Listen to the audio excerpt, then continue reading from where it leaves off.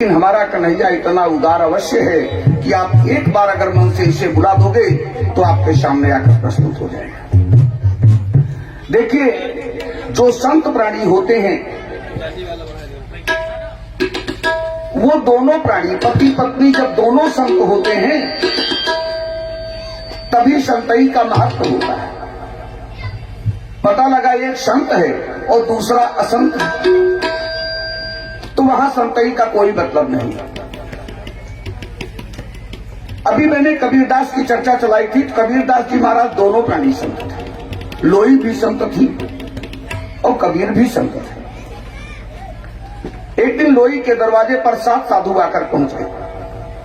7 साधुओं ने कहा, लोई हम भोजन करके जाएंगे और लोई के घर में चावल का एक टुकड़ा भी नहीं। लोई कहती है, बैठिए महाराज। 7 साधु बैठ गए। अब लोई बेचारी क्या करे, परेशान हो। भागकर सेठ जी के पास पहुंचती है। जैसे हमारे भैया राधे श्याम जी हैं, अगर कोई परेशानी में रहे, मुसीबत में रहे और इनके पास आकर इनका दरवाजा खटखटाता है तो हमारे अवधेश भैया हैं, ये लोग तुरंत मदद करने के लिए तैयार हो जाते हैं। ऐसे ही भक्त होने चाहिए। यदि दूसरों की मदद आप करेंगे तो आपकी मदद ईश्वर खड़ा होकर करना शुरू कर देगा। लोई सेठ जी के पास पहुंची और कहा, सेठ जी राशन दे दीजिए, हमारे यहां 7 साधु आए हुए। लोई सेठ जी बोले, लोई पिछला चुका जाओ, अगला ले जाओ। लोई ने कहा, पिछला चुकाने का पैसा नहीं है सेठ, अब अगला नहीं देंगे तो मेरी बेइज्जती हो जाएगी। सेठ जी ने कहा, लोई सम्मान 2 प्रकार के होते हैं, एक सामाजिक सम्मान और एक शारीरिक सम्मान। इन दोनों सम्मान में से किसी सम्मान का आपको सौदा करना पड़ेगा। कोई सम्मान आपको बेचना पड़ेगा। यदि शारीरिक सम्मान का सौदा आप करती हो तो सामाजिक सम्मान बच जाएगा, और यदि सामाजिक सम्मान का सौदा करती हो तो जाइए, मुझे कोई राशन नहीं देना।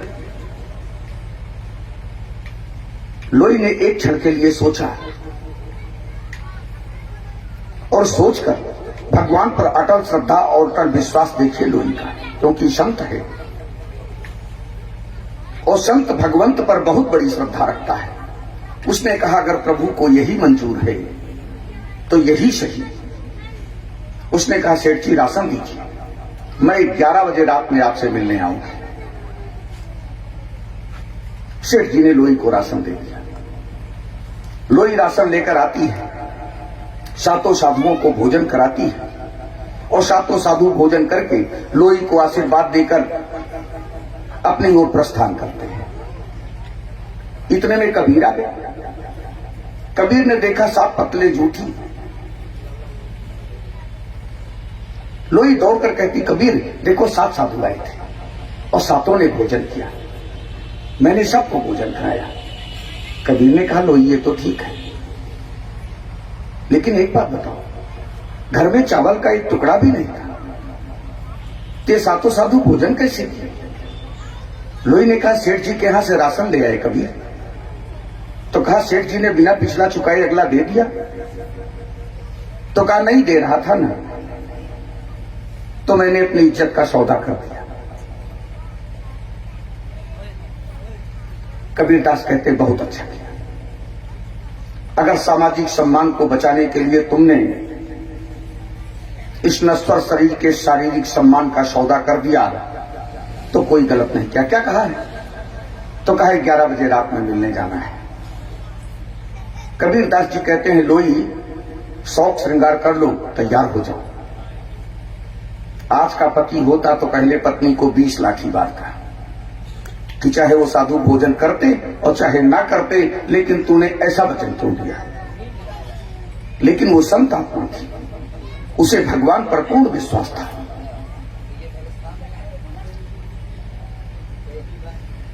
भगवान की विडंबना देखिए, 11 बजे इसे जाना है और 10:30 बजे मूसलाधार वर्षा शुरू हो गई।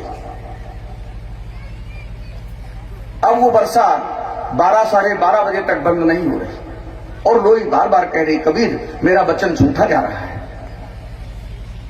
और यदि मेरा वचन झूठा चला गया तो लोग मुझे झूठा नहीं कहेंगे, वो कबीर की पत्नी झूठी है ये कहेंगे, पहले आपका नाम आएगा। मेरे बारे में सेठ क्या सोचेगा? कबीर ने कहा, लोई एक ही रास्ता बचता है। तो कहा, क्या रास्ता है? तो कहा, तुम छाता लगाकर मेरे कंधे पर बैठो, मैं तुम्हें पहुंचाने ले जाऊं। लोई ने कहा, यही ठीक है। आज प्रकृति पुरुष के कंधे पर बैठ गई, सारा नियम उल्टा हो गया। लेकिन संतई में कोई नियम उल्टा नहीं होता। कबीरदास जी अपने कंधे पर बैठाते हैं, तभी हमारे भगवान ने कह दिया है कि बोते अधिक संत कर लेखा। संत मुझसे भी बड़ा है, वो जो ही करता है वही मुझे प्रिय लगने लगता है। कंधे पर बैठा लिया लोई को और लेकर सेठ जी के दरवाजे पर पहुंचे कबीर, और कबीर ने कहा, लोई तुम अकेले जाके दरवाजा खटखटाओ, मुझे देखेगा तो डर जाएगा, जब आप लौट कर आओगे ना तो हम दोनों साथ चलेंगे। लोई जाती है, सेठ का दरवाजा खटखटाती है। सेठ हाथ मलता हुआ बाहर आता है। उसने कहा, माता आप और इतनी रात को संदेश भेज देती, मैं खुद हाजिर हो जाता।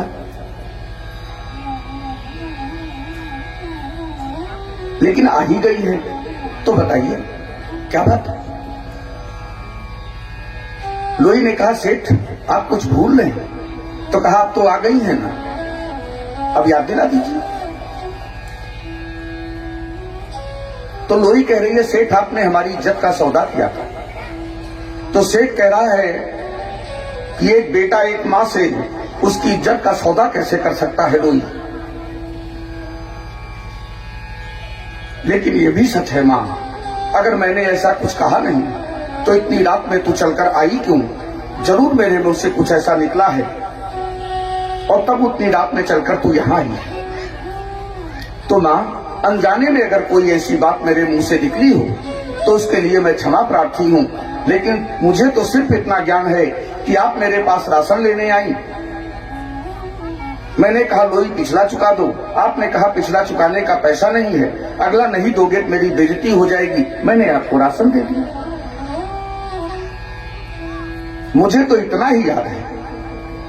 लेकिन एक बात बताओ, आप चुड़ैल हो कि भूतनी हो कि प्रेतनी हो कौन? लोई कहती, ऐसा क्यों कह रहे हैं सेठ? कहीं मूसलाधार वर्षा हो रही है, अगर तुम उड़कर भी आती तो तुम्हारे ऊपर पानी पड़ता जरूर, लेकिन तुम्हारे पांव की मेहंदी तक नहीं छूटी है। तुम यहां तक पहुंची कैसे? और पानी की एक बूंद भी तुम पर नहीं पड़ी। तो लोई कहती है, कबीर पहुंचाने लाई है। सेठ कहता हूं, कबीर कहां है? कहा, वो दरवाजे के पीछे। सेठ जाकर कबीर के चरणों में गिर पड़ता है। उसने कहा, कबीर सिर्फ इतना बताओ कि किस जन्म का बदला आपने चुकाया है? इतना बड़ा अपराध मुझसे कब हो गया था जो इतना बड़ा बदला आपको चुकाना पड़ा? अगर मेरे मुंह से कुछ जाने अनजाने ऐसा निकल गया था तो माता जी को कंधे पर बैठा कर और यहां तक पहुंचाने आप चले आए मेरे उस अपराध में बढ़ावा करने के लिए, तो कितना बड़ा अपराध मुझसे हो गया था जिसका बदला इस तरह से आपको चुकाना पड़ा? कबीर कह रहे, देखो सेठ, इसमें तुम्हारी गलती नहीं है, इसमें लोई की भी गलती नहीं है और इसमें मेरी भी गलती नहीं। सेठ कह रहा, ज्ञानी पुरुष आप हैं कबीर, मैं तो अज्ञानी हूं। मेरी तो आत्मा कचोट रही है कि मैंने अपनी माता को कुछ ऐसा कहा अवश्य जिससे मेरी माता इतनी रात में चलकर मेरे पास आई, और ये दुर्भावना, गलती कैसे नहीं है आप बताइए। सेठ ने कहा, देखो, कबीरदास जी कहते, देखो सेठ, 7 साधु भेजकर ईश्वर ने लोई की परीक्षा लेनी शुरू कर दी। लोई तुम्हारे पास जब पहुंची, तुम्हारे मुंह से इस तरह उल्टे वचन कहलवाकर लोई की परीक्षा लेनी शुरू की जब लोई अपनी परीक्षा में खरी उतर गई तो मेरी परीक्षा का समय आ गया। 10:30 बजे मूसलाधार वर्षा करके और मैं भी अपनी परीक्षा में खरा उतर गया। मैंने लोई को कंधे पर बैठा कर लाकर यहां पहुंचा दिया। आप देख सकते हैं सेठ कि उसी ईश्वर ने दोनों तरफ से मेरी इज्जत बचा लिया। आपके मुंह से इस तरह कहलवाकर और साधुओं को उस तरह भोजन करवाकर। तो यदि आप अपने हृदय से दृढ़ हैं और हमारे प्रभु पर आपका दृढ़ विश्वास है तो आपकी हानि कभी नहीं।